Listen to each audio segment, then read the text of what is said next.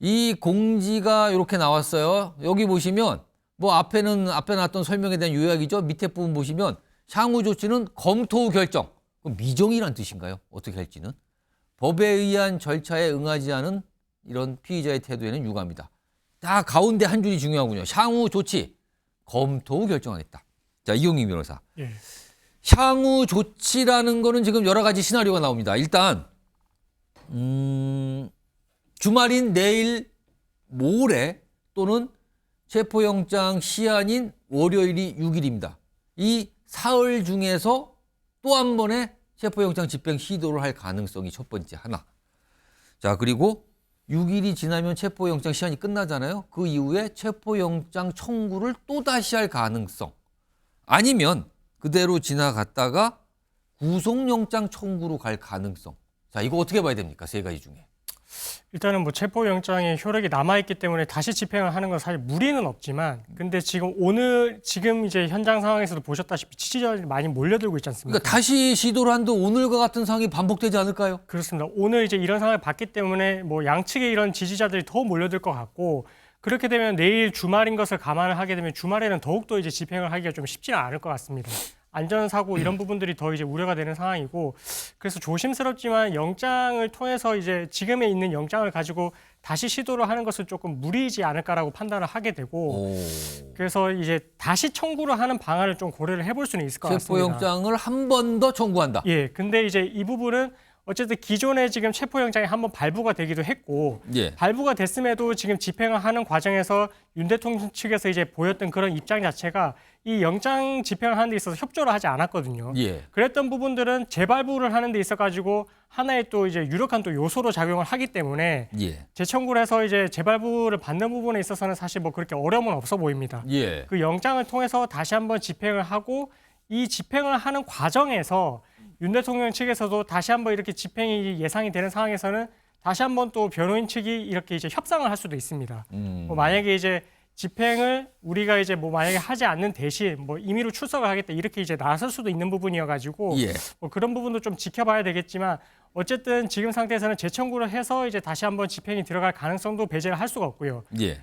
여기까지도 만약에 이제 뭐 응하지 않는 그런 모양새로 간다면 결국은 뭐 이제 조금 뭐 피의자 조사를 거치지 않고 이제 진행을 하는 부분이지만 구속영장을 바로 청구를 할 수도 있습니다. 근데 구속영장은 조금 의미가 다른 게, 체포영장은 인치를 해서 조사를 한 이후에 이런 강제성까지 갖고 있고, 예. 구속을 하기 위해서는 다시 영장을 청구를 해야 되는 그런 절차가 남아 있는데, 바로 구속영장을 청구를 해서 만약에 발부가 된다면 예. 체포영장과는 달리 기한이 없습니다. 아. 그래서 언제까지 이 신체에 지금 어쨌든 신병을 확보할 수 있다 이런 기한이 없기 때문에 계속해서 이제 어쨌든 뭐 어느 순간에는 집행이 가능한 사안으로 놓여버리게 되거든요.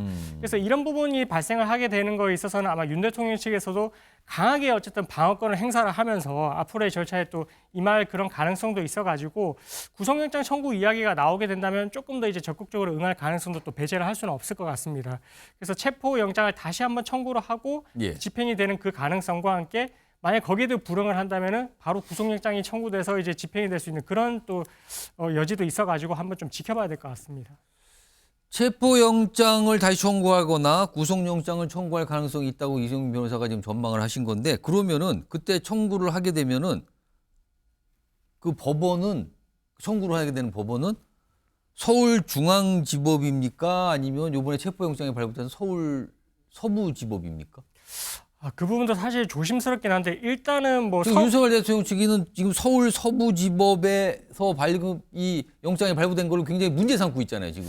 그렇습니다. 원래는 이제 뭐 기소를 하기 위한 예. 이런 절차에 있어서는 공수처가 결국 검찰에 이제 사건을 다시 넘겨야 되거든요.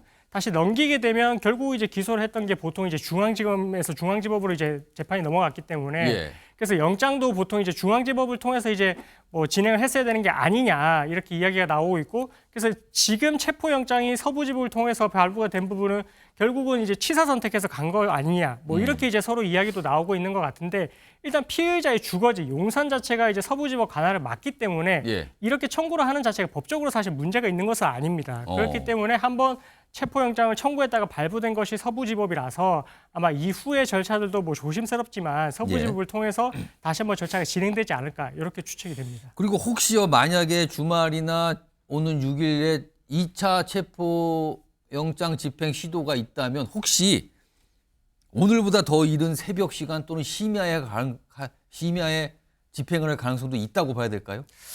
근데 사실 만약에 이제 그런 의지가 있었다라고 한다면 예. 오늘도 이렇게 철수를 하지는 않았을 것 같습니다. 어. 왜냐하면 체포영장 자체에 기반해서 집행을 하는 데 있어서 어쨌든 뭐 강제로 문을 열고 들어가는 그런 모든 것들이 다 가능한 시나리오거든요.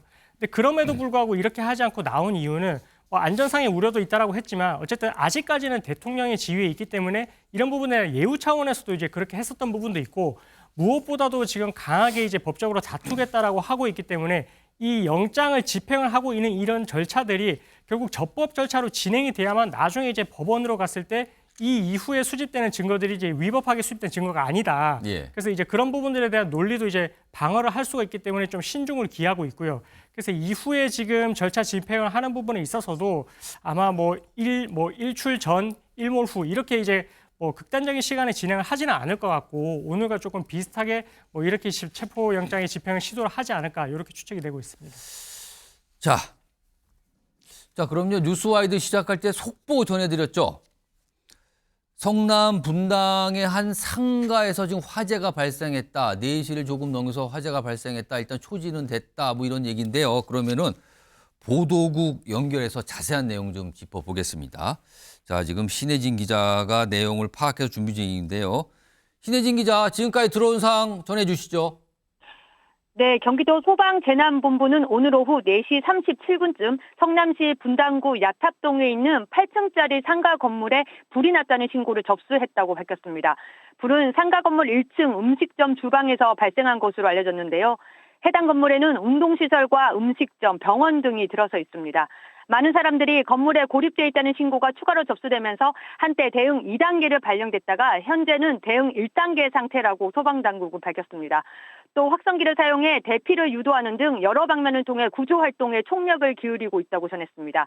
현재 초진을 완료했고 인명피해는 없는 것으로 알려졌습니다. 지금까지 보도국에서 전해드렸습니다. 자, 다행이군요. 큰 인명피해는 없다. 다만 대피를 좀 많이 했다. 이런 얘기인데요. 지금 또 속보가 들어오네요. 옥상으로 대피한 80여 명입니다.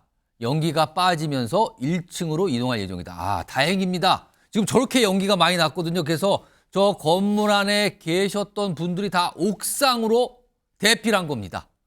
지금 큰 불은 잡혔고요. 인명 구조 중인데 아까 80여 명 정도가 옥상으로 올라가서 대피를 했다고 그랬죠. 근데 연기가 빠지면서 지금 이 영상은요. 이게 화재가 발생했을 당시의 모습입니다. 지금은 진화가 됐다 그러죠. 이 정도요. 그래서 연기가 좀 빠지면서 1층으로 이동할 예정이다. 다행입니다.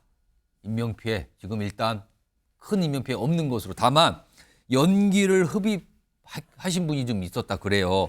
한 10여 명 정도인데 약간 경상이라 그러죠. 그래서 병원으로 이송을 했고요. 다시 한번 말씀드리지만 옥상으로 대피한 인원이 한 80분 정도가 계시는데 연기가 빠지면 1층으로 이동할 예정이다. 이렇게 나오고 있습니다. 그리고 지하층으로 고립된 인원도 초기에는 파악이 됐었거든요. 근데 지상으로 구조가 다 되셨다고 합니다. 다행입니다. 아, 요즘에 많은 분들이 깜짝깜짝 놀랍니다. 저런 사고 보면은요. 화재 사고인데 천만 다행으로 구조가 잘 되고 있고요. 아직까지 인명피해는 크게 나오지 않은 걸로 지금 파악이 되고 있습니다. 자, 공수처 관련된 얘기 하다가 지금 속보 들어와서 보도국 통해서 화재 상황 좀 알아봤습니다. 최영철 위원. 네. 일단 공수처가 오늘 철수를 했거든요. 근데 뭐 또 한 번 시도를 할지 아니면 체포영장 청구를 다시 할지 구속 청구를 할지 아직은 미지수입니다만 공수처 일단 묻고 여러 가지 검토하겠다는 정도만 나와요.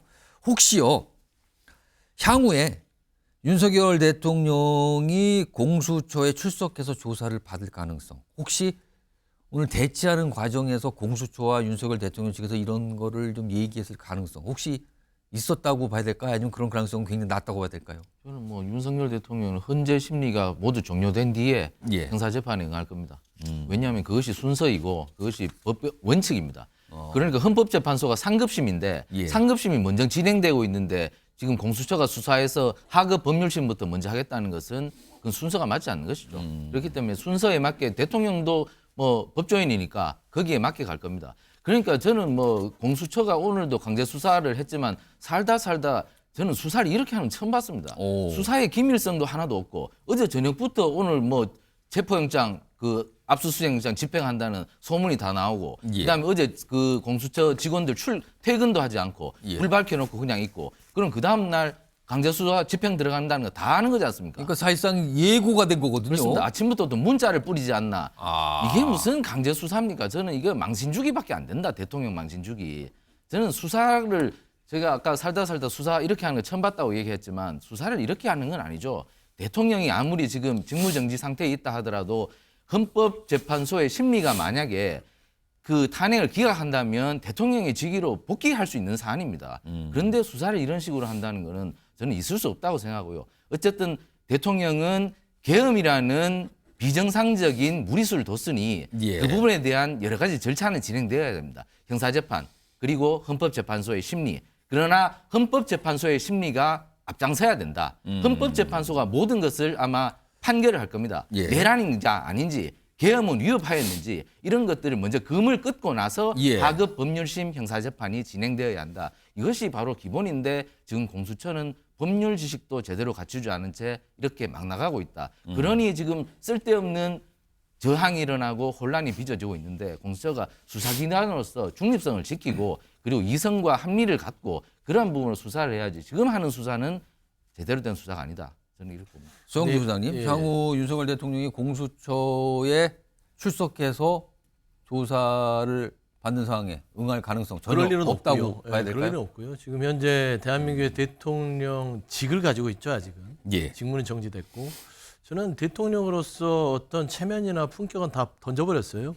거의 뭐 잡범들도 하지 않는 헌법 유린의 어떤 몽리를 부리고 있다. 관저에 숨어서. 할 일입니까? 검찰총장 출신이고 어떤 법의 체포영장의 발부에 대해서 저런 식으로 경호처를 앞세워서 그리고 거리에서 생중계되는 유튜버들의 뭐 본인을 지지하는 지지층을 선동해서 나를 막아달라. 정말 뭐 한 나라의 대통령으로서 직무가 정지되기 전까지 정말 했던 분인지 의심스럽고 예. 창피하고 참담한데 아, 지금 그 지지자들에게 직접 보냈다는 그 편지, 편지도 마찬가지고 전달했다는 그 편지 얘기하시는 거군요. 아니 본인이 떳떳하다면 예. 본인이 통치행위이고 이게 구국의 결단이었다면 왜 당당하게 출석을 못하죠? 출석해서 나는 비상계엄은 나의 통치행위이고 나는 잘못한 게 없다. 그리고 비상계엄 자체로 그 전으로 돌아갔는데 예. 나는 무슨 내란 우두머리 혐의로 나를 입건할 것인가? 내가 적부심에 따져서 내가 판단을 받겠다. 왜 그렇게 못하죠?